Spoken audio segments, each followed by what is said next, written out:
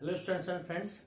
पिछली वीडियो हमने class 10th math का एक्सरसाइज 1.2 कंप्लीट कर लिया था।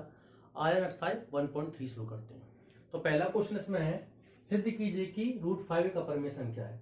सबसे पहले जो बच्चे जानते नहीं है अपरिमेय संख्या क्या होती है मैं आपको बता देता हूँ, और चाहे तो आप इंट्रोडक्शन का जो वीडियो उसमें जाके भी आप देख सकते हैं। तो अपरिमेय संख्या भी होती हैं जो जिसमें डिवाइड करने पर ना तो शांत हो और ना वो रिपीट हो। शांत क्या होते हैं, जैसे कि हम मान लेते हैं 5 में डिवाइड करते हैं 2 का, तो इसका आंसर क्या आएगा 2.5, यानी ये सॉल्व हो गया पूरा, तो ये शांत दशमलव प्रसार हो गया। अगर हम डिवाइड करते हैं 10 में 3 का, तो क्या जाएगा 3.3333 आता जाएगा, रिपीट होता जाएगा। तो ये क्या है, ये अशांत है लेकिन रिपीट हो रही है, अशांत आवृत्ति है। तो ये भी परमेय संख्या में आती है, ये भी परमेय में आती है और ये भी परमेय आती है। इसको छोड़कर बाकी जो चीजें हैं वो सब अपरमेय में आती हैं, जैसे कि √5 है, √3 है, √2 है, इन सब का मान क्या है, सॉल्व नहीं होगा। आप इसमें डिवाइड करोगे, इसका वर्गमूल निकालोगे, तो जैसे √3 का 1.34 ऐसे करके आता जाएगा, लेकिन वो सॉल्व नहीं होगा। तो वो क्या है, इनको छोड़कर बाकी जो बची वो सारी अपरमेय संख्या है। तो सवाल को देखते हैं हम। तो हमें दे रखा है कि अब हम क्या करेंगे, बस में हम इसका उल्टा मानेंगे। जो भी चीज हमें दे रखी होती है हमेशा हम उसका उल्टा मानेंगे रूट में, ठीक है। लेकिन जो हम मानेंगे वो आएगा नहीं हमारा आंसर, तो हम करते हैं इसको, हम मानेंगे माना √5 एक परिमेय संख्या है, परिमेय संख्या है। जब ये परिमेय संख्या है तो परिमेय संख्या को हम किस तरीके से लिखते हैं, P/Q की फॉर्म में या A/B के फॉर्म में, कुछ भी लिख सकते हैं। तो √5 इक्वल टू क्या लिख लेंगे हम, A/B, ठीक है। अब यानी P/Q लिख लो या A/B लिख लो, कुछ भी लिख सकते हैं अपनी तरफ से। जहां पे क्या हो जाएगा, जहां पे B 0 के बराबर नहीं होना चाहिए और A तथा B सहअभाज्य है, सहअभाज्य है। इसका क्या मतलब है, यानी हमने ये माना है कि इसका जो उभयनिष्ठ गुणनखंड है वो क्या है, 1 है। जैसे कि एग्जांपल लेते हैं 4/5 है, ठीक है।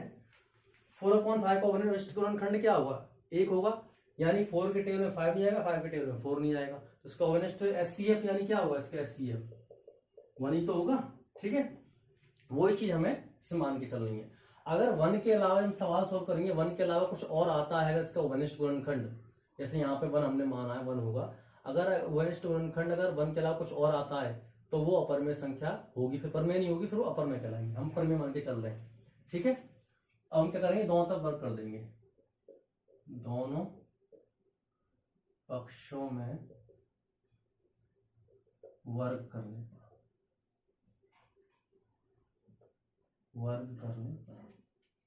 √5 का वर्ग कर देंगे और A/B का वर्ग कर देंगे।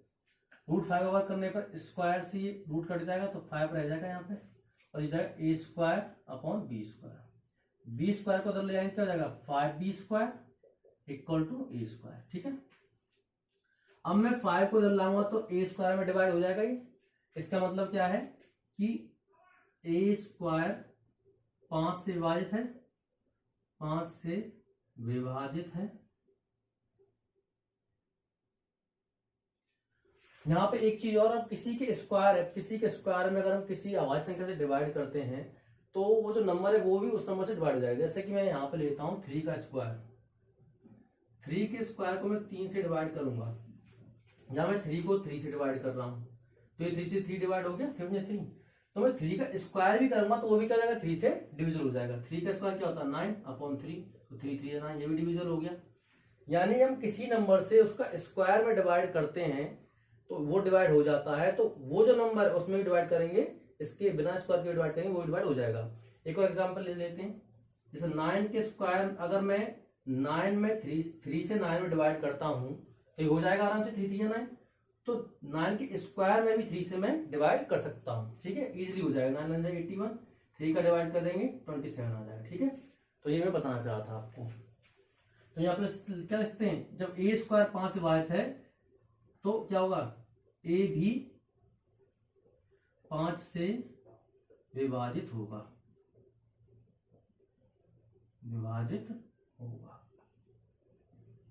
ठीक है। जब ये विभाजित हो रहे तो मान लेता हूं a इक्वल टू 5c मान लेता हूं, जहां c कोई पूर्णांक है।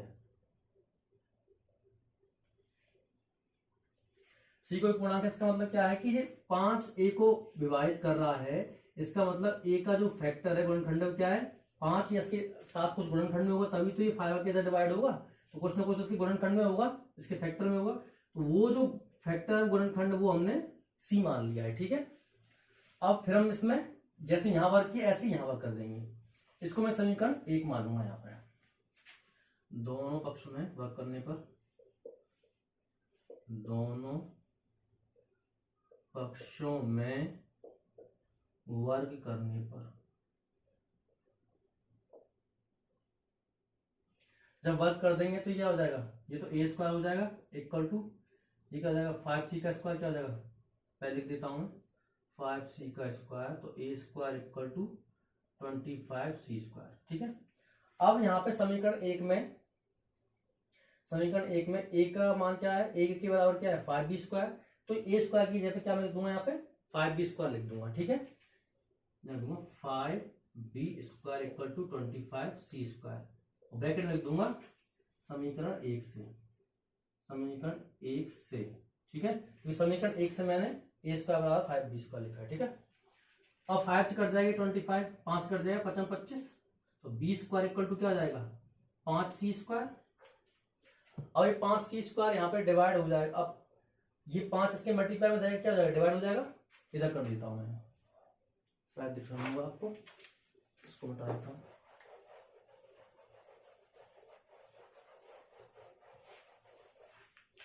अब तो ये 5 इधर से डिवाइड हो रहा है, तो यहाँ पे दूंगा मैं b स्क्वायर 5 से विभाजित है,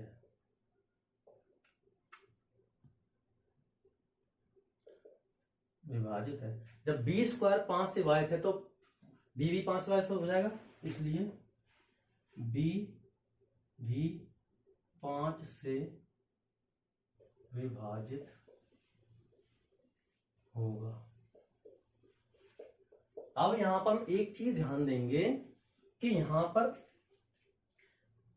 ये क्या हो गया, हाँ a भी 5 से विभाजित हो रहा है, ठीक है, और b भी 5 से विभाजित हो रहा है, तो इनका उभयनिष्ठ गुणनखंड तो 5 हो गया, जबकि हमने माना क्या था इसका सहभाज्य, इनका उभयनिष्ठ गुणनखंड 1 है। इसका मतलब यह है कि ये तो बात हमारी गलत हो गई। ठीक है, बिल्कुल हमारे जीवन की तरह, जैसे हम जो जीवन में मानते हैं वो होता ही नहीं है, उसका उल्टा ही होता है हमेशा, तो ऐसे ही यहाँ पे हो गया। तो हम यहाँ पे क्या लिखेंगे, अतः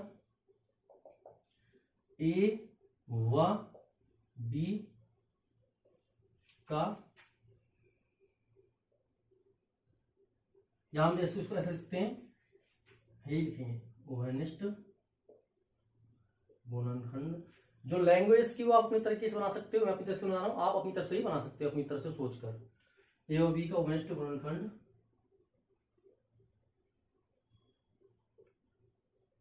5 है,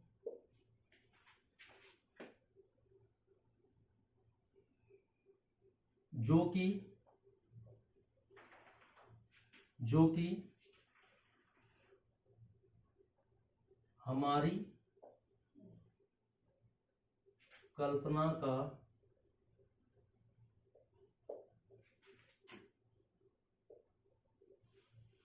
विरोधाभास करता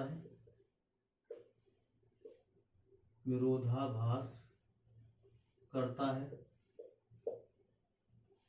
क्योंकि हमने माना था इसका उभयनिष्ठ गुणनखंड 1 है, लेकिन आ गया 5। अतः हमारी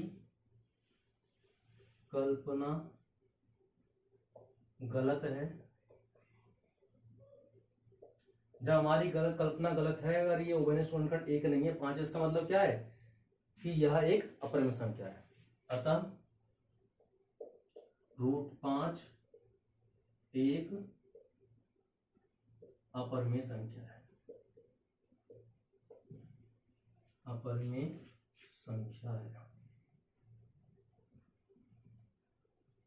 बिल्कुल सेम लैंग्वेज का आपको हर जगह यूज करना है। लैंग्वेज मैंने फिर आपको बता रहा हूं कि लैंग्वेज ये मैंने अपनी तरह से बना के लिखा है, आप अपनी तरफ से बना के लिख सकते हैं। ठीक है, आप ऐसे लिख सकते हैं ए व बी का ए व बी 5 से विभाजित है, अतः हमारी कल्पना गलत है, जबकि हमने माना था कि 5 का अवशिष्ट गुणनखंड रूट 5 का अवशिष्ट गुणनखंड ए बाई बी का 1 है, अतः हमारी कल्पना गलत है, यह एक अपरिमेय संख्या है। तो अपनी तरफ से आप कुछ भी बना सकते हैं, मुझे ये लगा सही, मैंने ये बना दिया। ठीक है, तो इस तरीके से हमारा ये पहला क्वेश्चन कंप्लीट हो गया। हम दूसरा क्वेश्चन देखते हैं।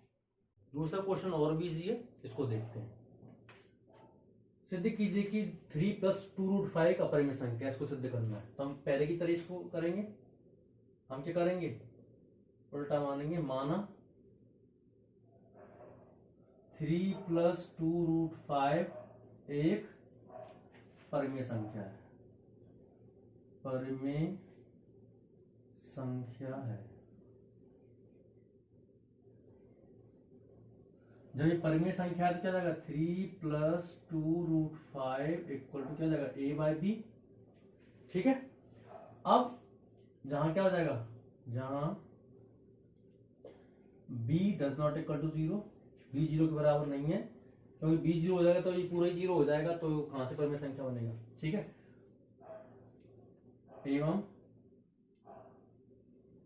a व b सहअभाज्य है, सहअभाज्य है। ठीक है, अब मैं क्या करूंगा, ये 3 का उधर ले जाऊंगा तो माइनस का हो जाएगा 2√5, ये 3 का है, इधर आ गया तो a/b माइनस का 3 हो गया। ठीक है, इसका इसमें ले लेंगे तो 2√5 इक्वल टू क्या जाएगा, ये a-3 भी हो जाएगा, इक्वल टू 3, b नीचे, b का b में डिवाइड देंगे, एक बार जाएगा, भाग देंगे, एक का a में गुणा करेंगे, e रहेगा, यहाँ कुछ नहीं तो 1 रहता है, 1 का b में देंगे b हो जाएगा, b का 3 में मल्टीप्लाई करेंगे b 3 हो जाएगा। ठीक है, ये 2 मल्टीप्लाई में क्या हो जाएगा, डिवाइड हो जाएगा, तो √5 इक्वल टू a-3b/2b। ठीक है, ये मल्टीप्लाई में जाकर डिवाइड हो गया, इसमें मल्टीप्लाई हो गया, ये हमारे पास निकल के आ गया। अब यहाँ पे हम देखते हैं a3 a और b, ये तीनों पूर्णांक है। ठीक है,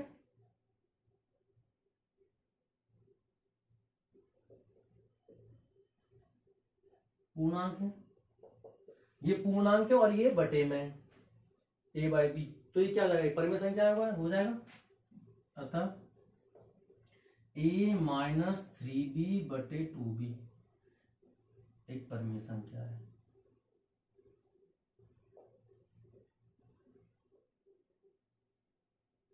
ये तो परिमेय संख्या है, लेकिन हमको ये पता है, हम ये जानते हैं ऑलरेडी कि √5 एक अपरिमेय संख्या है।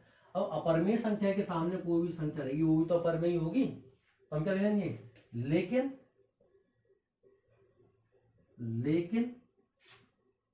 हम जानते हैं कि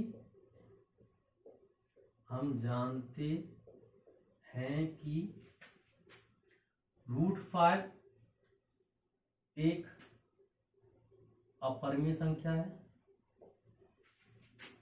अपरिमेय संख्या है। जब ये अपरिमेय संख्या जैसे सामने ये भी क्या हो जाएगा, अपरिमेय हो जाएगा। अतः a-3b, या इसको हम इसको लेंगे, इसको माना ना, तो 3 + 2√5 एक अपरिमेय संख्या है, क्योंकि माना तो उसी को हमने परिमेय था, एक अपरिमेय संख्या है।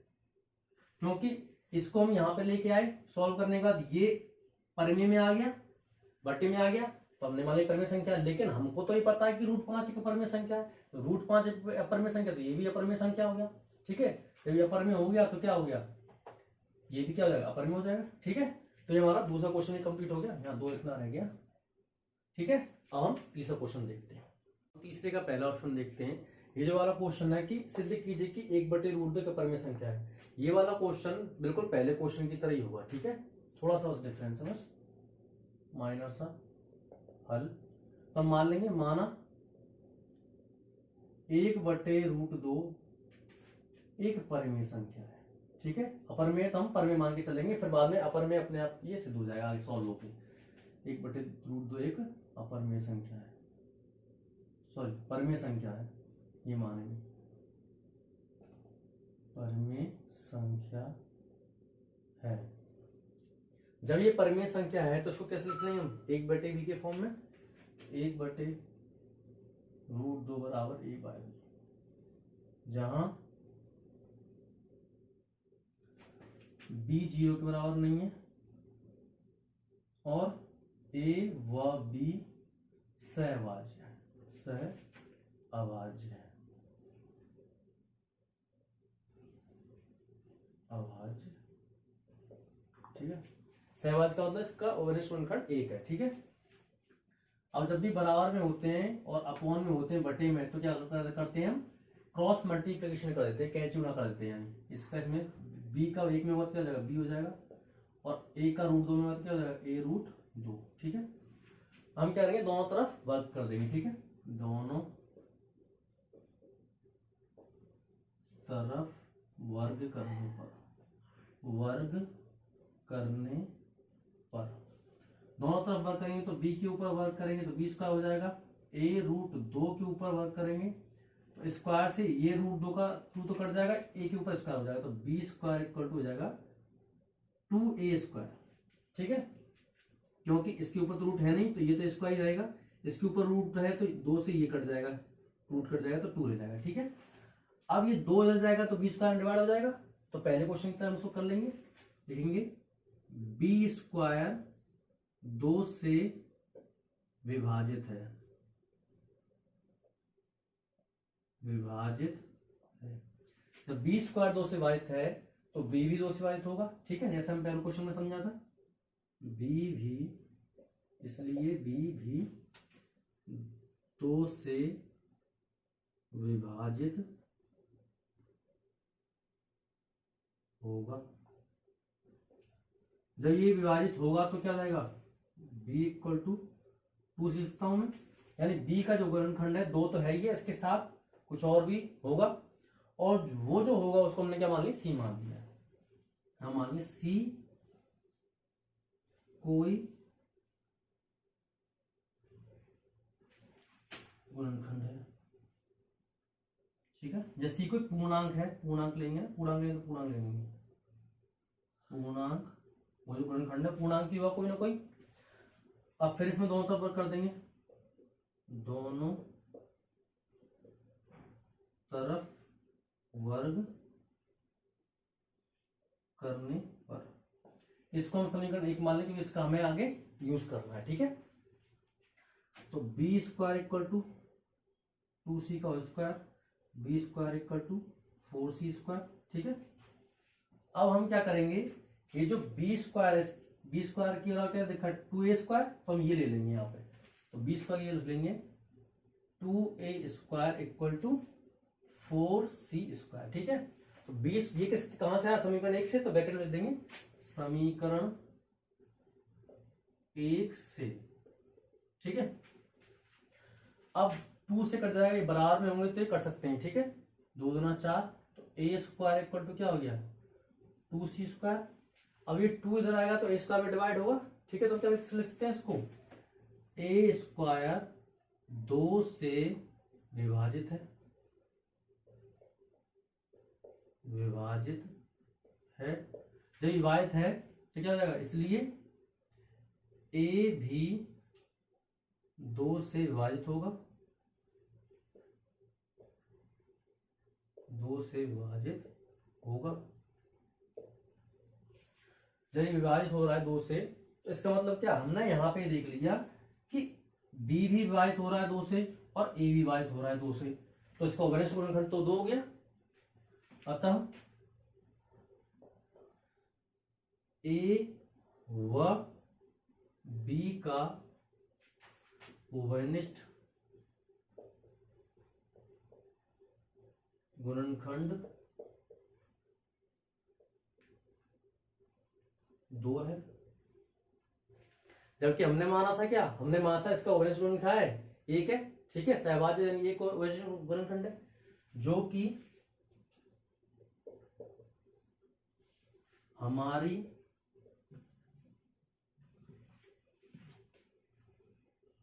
कल्पना का विरोधाभास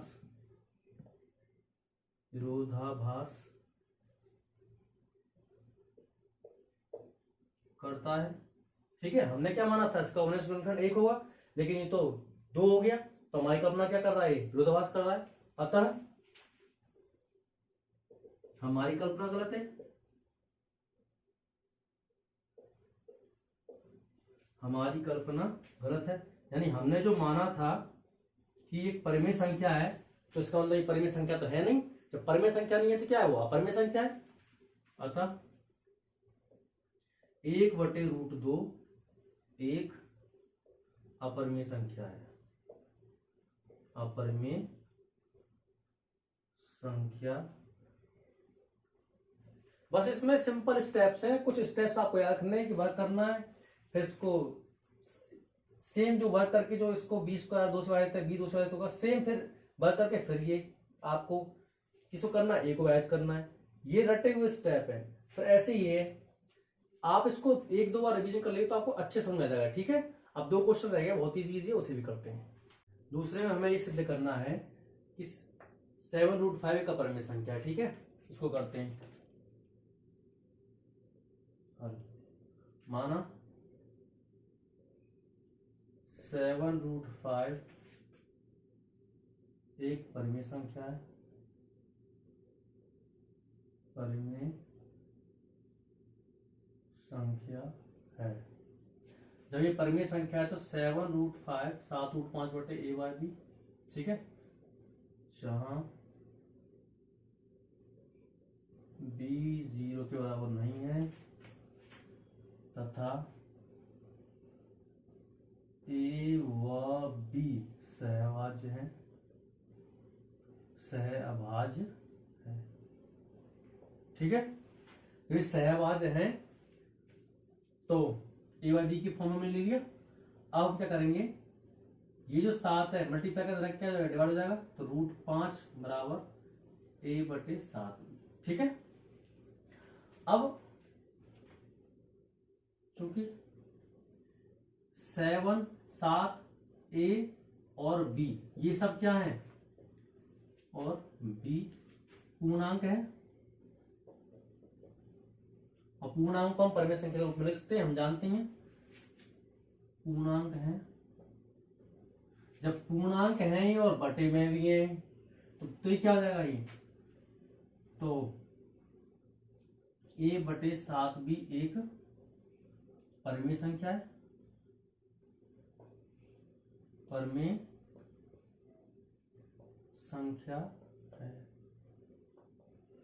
लेकिन हम पहले से जानते हैं इन वाले भाई साहब को, √5 को, ये तो अपरिमेय, जब ये अपरिमेय तो उसको परिमेय होने कैसे दे देगा, होने नहीं देगा ये, तो लिखेंगे लेकिन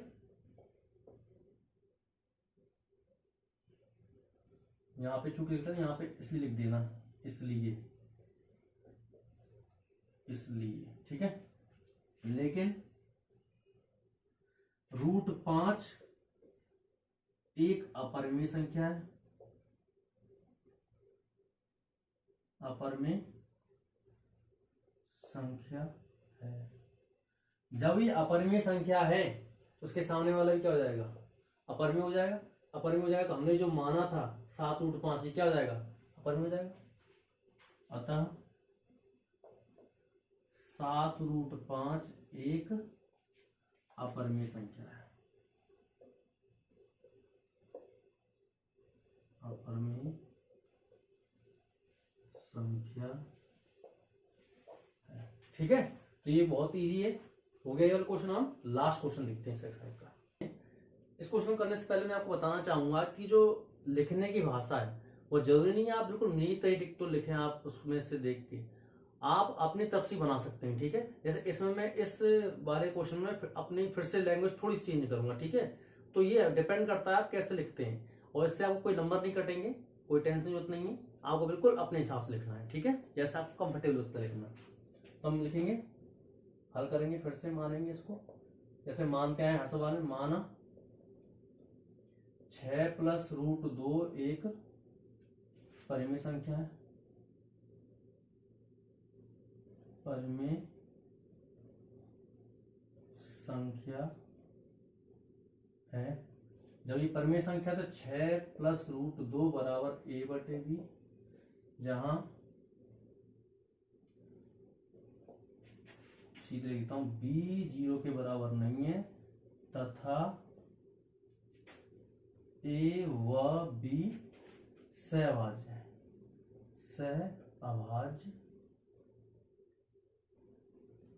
सहअभाज्य है। ठीक है, ठीक है।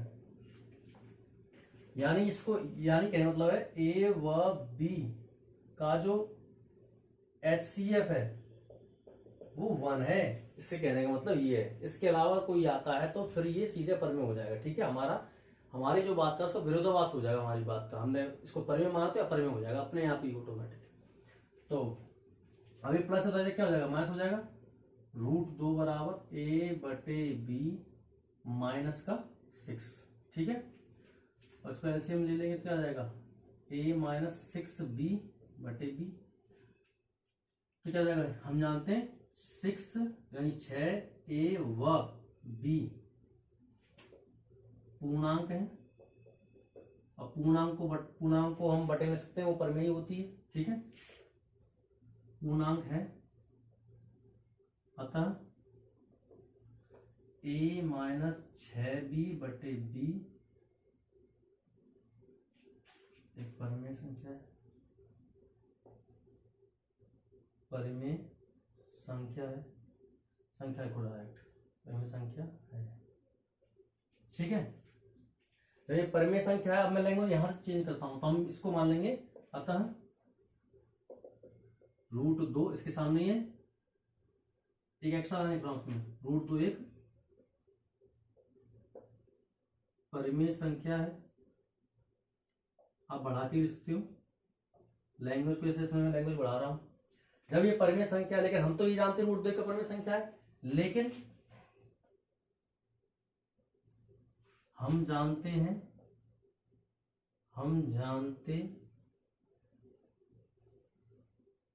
कि रूट 2 एक अपरिमेय संख्या है, परिमेय संख्या है। जब रूट 2 अपरिमेय संख्या तो क्या हो जाएगा, ये सारे क्या हो जाएगा, ये जो हमने माना क्या हो जाएगा, ये भी अपरिमेय हो जाएगा, अपरिमेय संख्या। अतः हमारी कल्पना गलत है, अतः हमारी कल्पना का, कुत्ते में तेरा खून पी जाऊंगा, ये डिस्टर्बेंस है। अतः हमारी कल्पना का विरोधाभास प्राप्त होता है।